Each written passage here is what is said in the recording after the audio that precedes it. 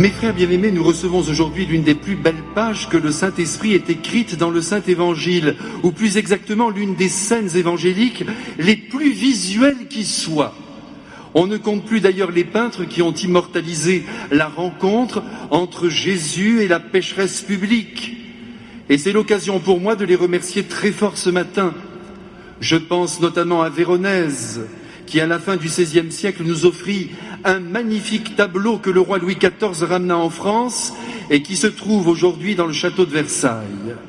On y voit le Christ devisant avec Simon le pharisien, tandis que la pécheresse repentante, qui n'est autre que Marie-Madeleine, lui embrasse les jambes. Je pense aussi au tableau du peintre hollandais Henri Franken, exécuté au XVIIIe siècle, où curieusement Jésus apparaît les bras ouverts le long du corps, semblant dire à la femme « Vas-y ma fille, montre au monde comment l'on aime ». Oui, mes frères, il nous faut remercier les peintres, mais aussi tous les artistes, quel que soit l'art qu'ils pratiquent, de s'emparer du mystère chrétien et de tenter d'en représenter l'indicible. Oui, nous leur devons beaucoup à nos frères les artistes, car je crois vraiment que sans eux, vu le peu de foi qui aujourd'hui habite le monde contemporain, il est fort à craindre que le Christ aurait depuis longtemps disparu de la vie sociale.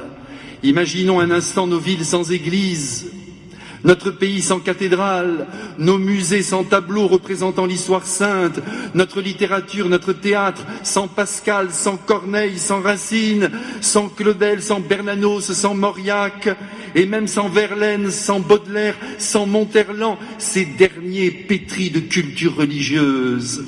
Sans eux, que serait devenue la foi et que deviendraient nos cœurs? Aussi j'espère que sur notre siècle, de grands artistes chrétiens se lèveront pour continuer d'actionner par le mécanisme de leur talent la courroie de la foi. Si le monde des idées nourrit l'intelligence, et Dieu sait s'il faut qu'elle le soit, rien ne vaut un poème, un roman, une pièce de théâtre, un tableau, une sculpture, pour toucher le cœur et l'emporter dans une région où l'être tout entier, corps et âme, peut être enfin saisi. D'ailleurs, Jésus, de son côté, n'a pas fait que parler. Et même quand il a parlé, il l'a souvent fait sous une forme poétique. Pensez aux paraboles chargées d'histoire et d'images. Et s'il s'y est pris de cette manière, c'était justement pour émouvoir toute la personne humaine, pas simplement son intelligence. Dans le même but, il a aussi posé des gestes forts, capables d'impressionner le cœur humain. Et ce matin, sur ce point, nous sommes bien servis. Ce matin, en effet, nous le suivons donc plus que volontiers chez Simon le pharisien, où il est invité à déjeuner. Soyons attentifs, mes frères, car nous allons recevoir une bonne leçon pour notre vie. Il est midi, le soleil bat son plein. Après une matinée de prédication, Jésus, bien loin de se retirer dans un endroit solitaire pour reprendre souffle, accepte donc une invitation chez un pharisien. Le Christ savait évidemment que le dialogue ne serait pas de tout repos, car vous le savez bien, les pharisiens n'étaient pas très tendres avec lui. Ils éprouvaient un mal fou à le comprendre, tant ils étaient murés dans leur certitude religieuse. Pour eux, aimer Dieu consistait avant toute autre chose à être en règle avec la loi, à obéir de toutes leurs œillères à Moïse.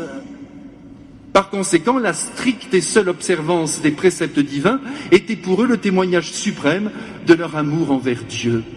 Cependant, s'ils étaient habités du sens du devoir bien accompli et qui le leur reprocherait, nous savons tout de même qu'ils s'arrangeaient avec la loi et que parfois, pour ne pas dire souvent, ils la contournaient comme on peut s'arranger avec les impôts pour payer le moins possible tout en restant dans la légalité.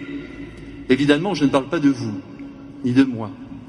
Voilà ce qu'étaient nos frères pharisiens, qui passaient leur journée à exécuter matériellement les ordres de Dieu. C'était la lettre avant l'esprit.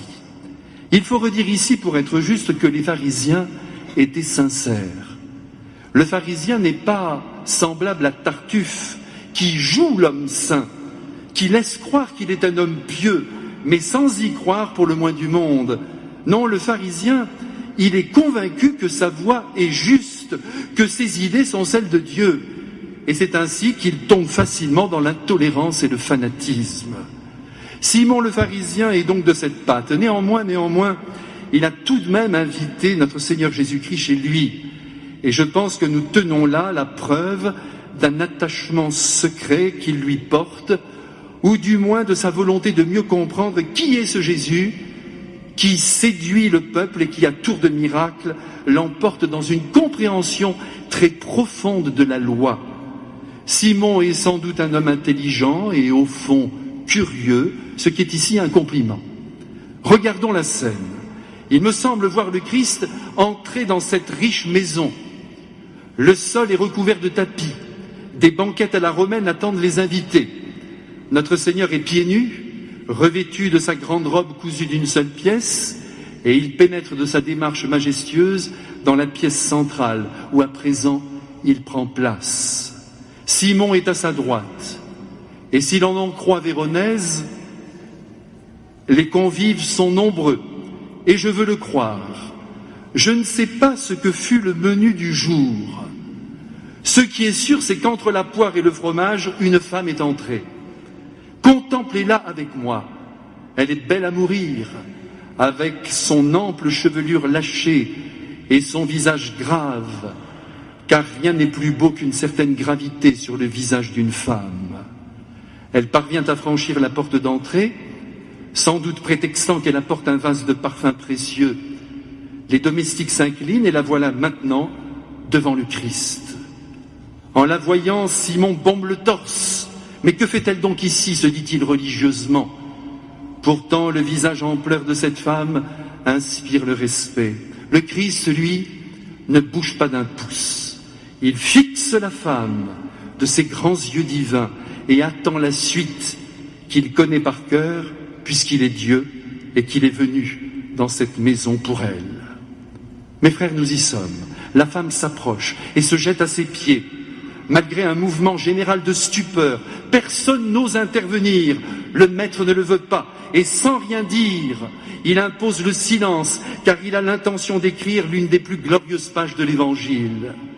Avec une audace incroyable et déjà jugée inacceptable par les tenants d'un judaïsme étroit, la femme de mauvaise vie soulève la robe du Christ qui traînait jusqu'au sol, il fallait le faire, et appuie son visage sur ses pieds, qu'elle mouille de ses larmes. Peau contre peau, la peau de la femme apparemment impure, touchant la peau assurément très pure de Dieu. Mes frères, autant le dire tout de suite, Simon est scandalisé de ses gros yeux de juge. Et de plus, avec les idées bornées qui sont les siennes, il ne parvient pas, et c'est chez lui épidermique, à encaisser cette situation. Et du coup, la considération qu'il éprouvait pour le Christ est en train de mourir. Pour lui, désormais, il est impossible que notre Seigneur soit un prophète. Déjà qu'il ne le croyait qu'à demi, là c'est terminé. Car un prophète, selon lui, ne peut pas accepter d'être mêlé à l'impureté sous quelque forme que ce soit. Comment un prophète pourrait-il se laisser embrasser les pieds par des lèvres qui ont embrassé bien d'autres corps ? Vraiment, ce n'est pas admissible. D'autant plus que cette femme aux longs cheveux, qui maintenant s'en sert pour essuyer les pieds de Jésus, est une courtisane, on la connaît bien, qui sans doute s'en est donnée à cœur joie dans le lit de nombreux hommes. Si cet homme était prophète, se dit Simon, il saurait qui est cette femme qui le touche, et ce qu'elle est, une pécheresse, et il ne se laisserait pas toucher par elle. Mais attention, mes frères, je vous en prie, ne jetons pas trop vite la pierre à Simon, car en vérité, je vous le dis, nous pensons souvent comme lui. Nous assimilons les personnes à la vie qui est la leur, pire encore, à l'image, à l'allure qu'elles ont, et l'on établit alors entre elles et nous des cloisons étanches qui empêchent tout contact. C'est d'ailleurs de cette manière-là que les milieux sociaux se forment, que les classes sociales se constituent. C'est bien connu, on ne fréquente que ses semblables, ce qui est encore excusable. Mais on rejette aussi ce que l'on juge irrecevable sur le plan moral, ce qui est là intolérable. Mes frères bien-aimés, soyons clairs et prenons les choses à l'endroit. Jésus est venu sur cette terre pour nous redire un certain nombre de vérités qui sont pourtant inscrites dans la nature humaine, mais qui se sont abîmées en cours de route en raison du péché, c'est-à-dire du non-amour. Dans la lumière de cette scène évangélique que nous sommes en train de vivre, permettez-moi d'en rappeler quelques-unes de ces vérités. La première, la voici. Ici-bas, je vous prie m'excuser de rappeler de telles évidences, mais que voulez-vous, je dois faire mon devoir de prêtre. Ici-bas, que l'on soit noir, jaune, blanc ou blanc cassé, que l'on soit fils de roi ou fils de valet, que l'on ait fait des études ou que l'on soit illettré, que l'on sorte de la cuisse de Jupiter ou du dernier des taudis, que l'on soit bourré aux as ou sans un sou, que celui-ci ait une conduite irréprochable ou que celui-là soit un être amoral, pour Dieu un homme égale un homme et chacun est son enfant. Malheureusement, mes frères bien-aimés, il faut bien reconnaître que déjà, avec cette première vérité, nous ne sommes pas au point. Et c'est l'une des raisons pour lesquelles il y a des conflits, des oppositions, des divisions énormes entre les êtres. Avouons-le, mes frères, et je l'avoue avec vous. Nous rejetons assez facilement tel ou tel dont la vie ne nous plaît pas, et même peut-être ceux dont la dégaine ne nous va pas. Simon le pharisien, après avoir rangé Marie-Madeleine dans le camp des impurs et des rebuts de la société, a tout simplement cessé de la respecter et donc de l'aimer. Elle n'existait même plus à ses yeux. Elle avait beau avoir un cœur, un visage, une intelligence humaine et même être sujette à la peine. N'oubliez pas qu'elle pleure devant lui. Il n'y a rien à faire, il la rejette en raison de ce qu'elle est et de ce qu'elle vit. Et pour saupoudrer le tout d'un zeste d'horreur, le pharisien s'imagine que Dieu pense comme lui et qu'il n'aime pas du tout cette femme. Évidemment, il se trompe, car il ignore la deuxième grande vérité qui habite le cœur de Dieu et qui devrait habiter déjà celui de tout homme intelligent et a fortiori celui des croyants. C'est que les actes posés par une personne à un moment donné de sa vie ne disent pas ce qu'est cette personne. Quelqu'un a volé un œuf ou un bœuf à un moment donné de sa vie, il n'est pas forcément un voleur, mais un homme qui a volé un jour. Quelqu'un a menti à un moment donné de sa vie, il n'est pas forcément un menteur, mais un homme qui, dans telle ou telle circonstance, a menti. Une femme a eu plusieurs aventures dans sa vie. Elle n'est pas forcément une traînée, une dépravée, mais une femme qui a été faible et qui a peut-être cru que le bonheur passait par là. L'erreur et la faiblesse sont de nature humaine. Si bien que la troisième vérité que nous devons engranger aujourd'hui, elle est très simple à déduire, c'est qu'avant de juger qui que ce soit, il convient de rejoindre les intentions des personnes qui ont motivé leurs actes et le contexte dans lequel ils ont été posés. Par conséquent, nous devons bien comprendre que les actes négatifs ou mauvais commis à un moment donné de la vie doivent demeurer dans cet espace-temps qui s'appelle le passé et qu'ils n'ont donc pas le droit d'empoisonner les années qui vont suivre. En effet, Jésus nous montre aujourd'hui qu'il ne s'intéresse qu'au présent de Marie-Madeleine. Et en voici d'ailleurs la preuve. Face au regard étroit et désapprobateur de Simon le pharisien, Jésus rétorque en plaidant pour cette femme. Écoute-moi bien, Simon, il est temps que tu entres un peu dans la profondeur des choses et des êtres. Laisse-moi d'ailleurs te dire la vérité que je vais chercher dans le réel et non pas dans les idées, fussent-elles religieuses. Tu vois, quand je suis rentré chez toi tout à l'heure, tu ne m'as pas lavé les pieds, mais cette femme, elle, avec ses larmes, elle n'a pas cessé de les mouiller, signe de son repentir, mais aussi de son émotion. Et si toi, tu n'en as pas fait autant, c'est parce que ton cœur ne connaît pas le repentir. À vrai dire, tu ne te sens même pas pécheur, tu te crois juste. Quant à l'émotion, ce n'est pas ton fort. Ce qui compte pour toi, ce sont les idées et l'obéissance à la loi. Mais attends, Simon, ce n'est pas fini, dit le Christ. Quand je suis arrivé chez toi, tu ne m'as pas non plus embrassé. Là encore, pas de geste d'affection, surtout pas. Respectons la distance.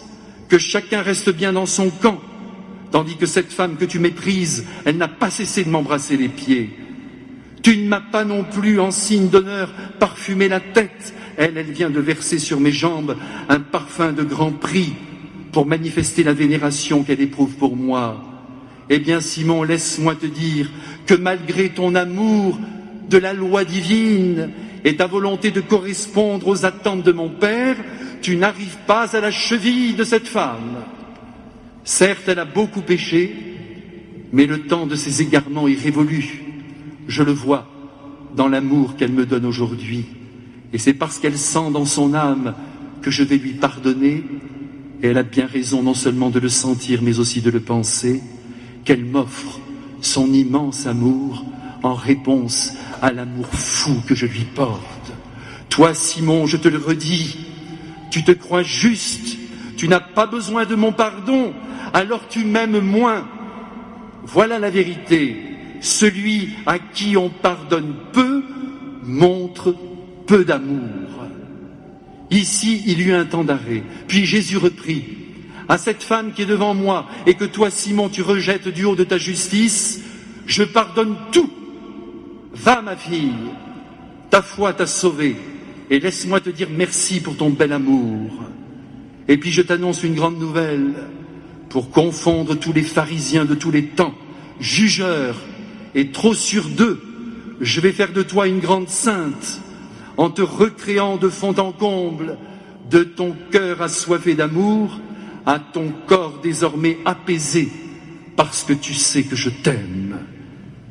Mes frères bien-aimés, laissez-moi espérer que Simon a été bouleversé par les propos du Christ et que d'une manière ou d'une autre, il a fini par passer dans la vraie sagesse divine, mettant à mort ses conceptions étroites et le peu de subtilité de ses jugements. Mes frères, il me plaît de le réaffirmer ce matin, dans l'appréciation des choses et des êtres, le Christ nous contraint à la subtilité.